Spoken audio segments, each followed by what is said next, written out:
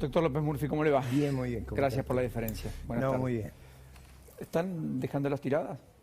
Sí, yo no la puedo entender, esa medida, en términos de los países a los cuales uno quisiera parecerse. O sea, yo miro los vuelos y cómo están organizados y a nadie le veo tomar esas medidas intempestivas de un gravísimo costo.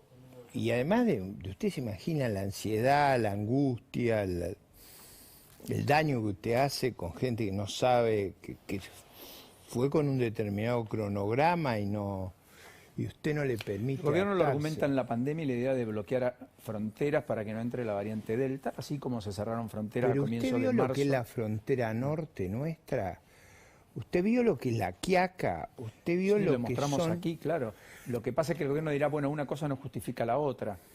No, pero yo diría, si hay un lugar donde usted puede asegurar un cuidado de prevención clínica adecuada, es en los vuelos. Usted tiene que hacerse un PCR antes de salir. Sí. Ese tiene que dar negativo. Luego usted llega, estoy hablando de hace 2 meses atrás. No, oye, test de antígenos. Usted le hacen un Está test rápido. allí.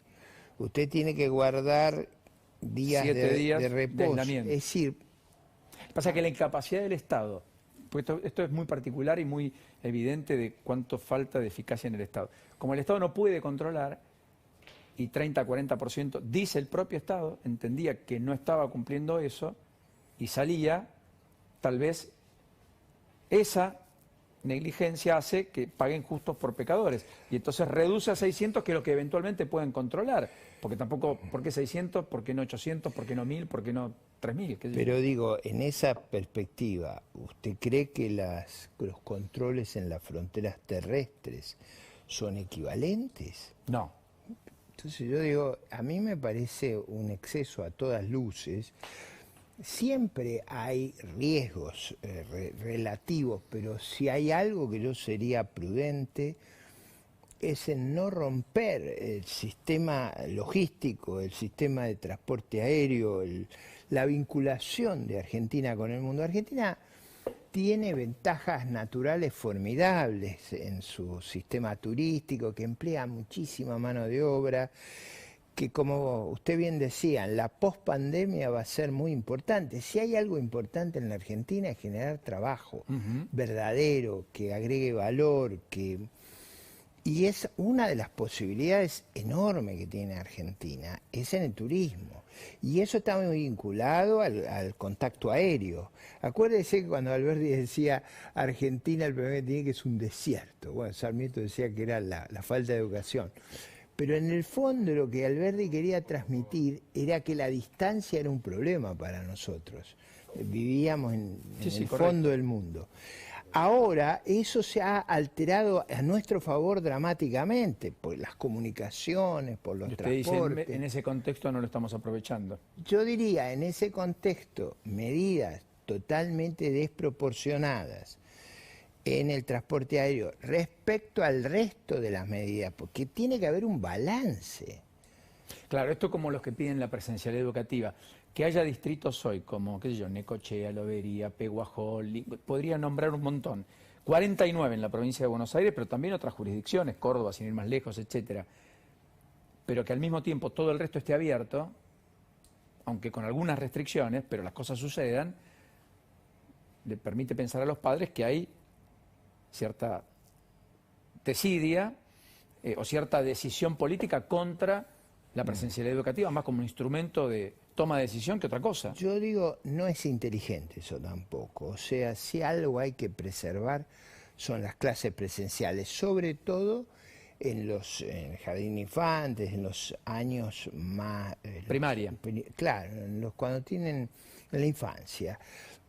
La presencia en la escuela es formativa. La escuela no es simplemente instrucción, cultivo de los conocimientos, es también educación, cultivo de los sentimientos. Es decir, es un proceso de socialización, de adquirir rutinas valiosas, de aprender mirando a los compañeros.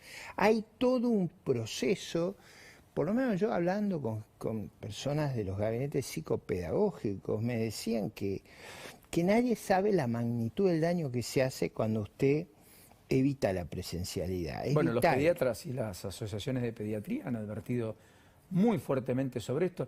Hay algunas imágenes que pasaron otra vez en Peguajó, también en Córdoba. No sé si quieren mostrarla mientras conversamos con López Murphy, pero creo que, digamos, la educación ha quedado definitivamente un lugar. Hoy volvieron a la presencialidad en la escuela secundaria, aquí en la ciudad de Buenos Aires.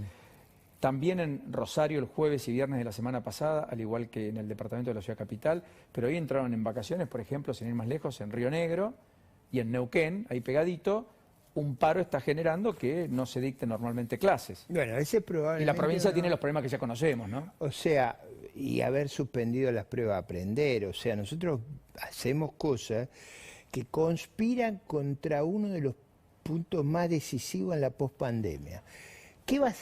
¿Cómo va a ser el mundo pospandémico? Va a ser un mundo de civilización digital, de mucho capital humano. Entonces, es muy importante que seamos conscientes de eso y preparemos a nuestros chicos para un mundo que por varias razones nos va a crear oportunidades, como hablábamos, pero también desafíos. Y un desafío muy, muy importante es que tengamos un desempeño escolar muy bueno. El desempeño escolar muy bueno, uno de sus instrumentos es la presencialidad, otro de sus instrumentos es subir la calidad, la y exigencia. ¿Para qué vamos a la escuela, no? Claro, y generar una gran valoración de la educación en las familias. Por ejemplo, cuando yo era chico, eso era muy habitual, probablemente pesaba mucho todavía el componente migratorio. Ahí Randazzo dice que hay que decretar a la educación como un servicio esencial. ¿Usted comparte? Yo comparto esa idea, comparto la idea de que hay un riesgo enorme en deteriorarnos en el capital humano y la verdad que las pruebas PISA han marcado que en los últimos 20 años el país ha retrocedido y es eso lo que hay que revertir. Bueno, tenemos en la UBA un examen, mejor dicho, un curso de lectoescritura para aún los que terminan el secundario, ciclo completo en la educación formal de 12 años, puedan entender a comprender un texto. Bueno, eso es muy lamentable. Eso es muy lamentable. Bueno. Fíjese una cosa, yo fui educado en la ciudad de Buenos Aires, en la ciudad de La Plata, en escuelas de gestión estatal. Muy buenas escuelas. Uno de los temas que había en la escuela que yo iba, ahí la Escuela Superior de Comercio, en 3 y 46 en La Plata, es que muchas veces los chicos se mudaban a colegios privados porque el ritmo, la exigencia... No la bancaban. Era muy alta, muy alta. Yo tengo un privado recuerdo... iba el que no podía estar en el público. Eso ¿Usted era, cree que se invirtió la ecuación? Bueno, eso ha pasado. Y digo, era una escuela notable, es decir, en términos de la formación, no solo en las ciencias más duras, sino también en literatura, en historia. O sea, había un esfuerzo muy consciente de los profesores y había una jerarquía.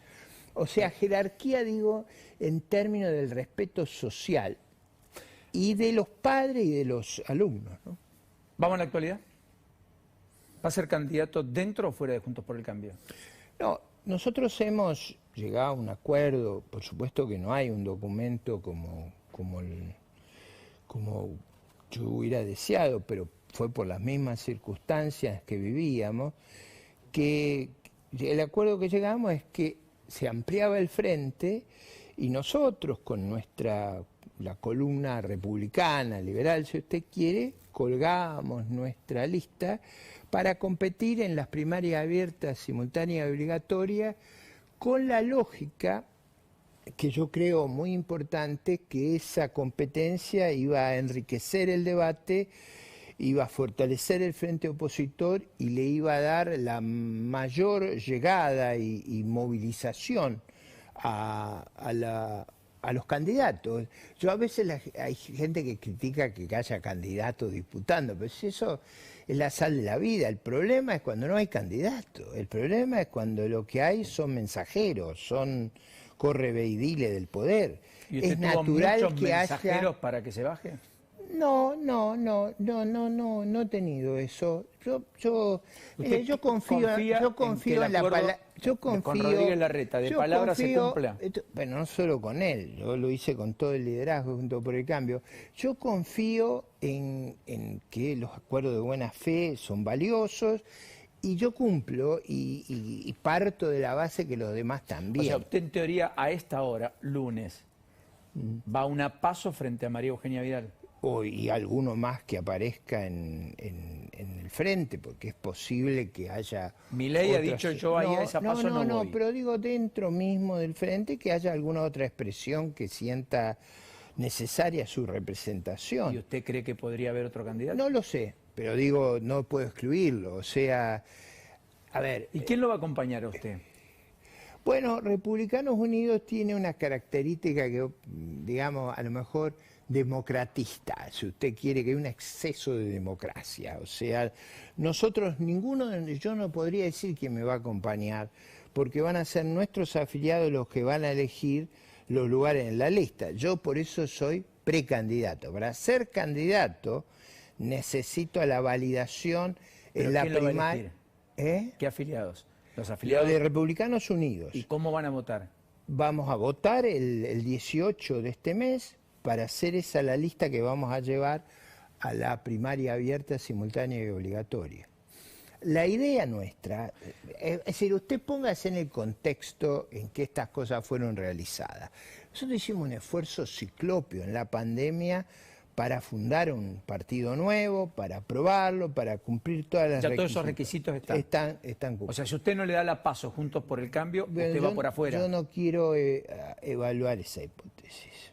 Pero si eso sucediera, usted yo no quiero evaluar, porque eso significa que yo estoy especulando sobre la actitud de los demás. Yo voy a hacerlo lo que hemos convenido, lo que es natural y lo que creo que es más fecundo para el desempeño de la República en la Argentina, que es que esa ampliación del frente opositor le permita asegurar la mayoría en las cámaras de diputados y asegurar al mismo tiempo el equilibrio de poder en la República. Por esa razón, contrariando aún mis propias intenciones, o sea, yo tenía otra intención originalmente, como alguna vez le he comentado, pero la realidad me ha obligado a buscar ese frente lo más amplio y yo creo que es correcto eso.